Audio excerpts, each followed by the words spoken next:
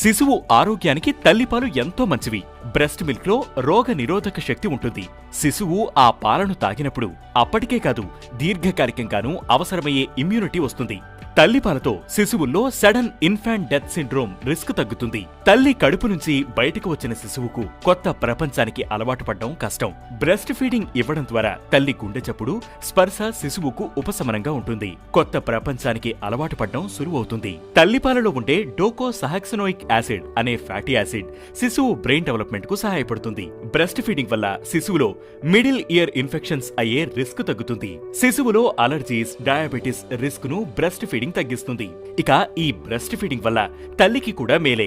శిశువు పాలు ఇవ్వడం వల్ల ఆస్టియోపోరోసిస్ అంటే బోలు ఎముకలు వ్యాధిన పడే రిస్క్ తగ్గుతుంది.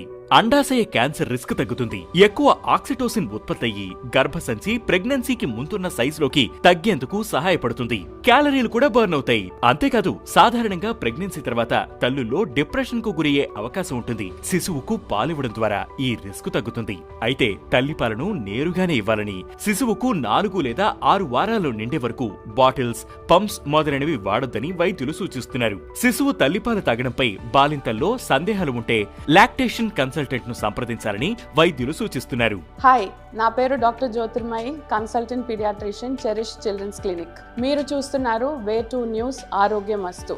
ఈ రోజు నా health tip is a general tip. A happy mother, తల్లి హ్యాపీగా ఉంటే బేబీ ఈజ్ ఆల్వేస్ హ్యాపీ.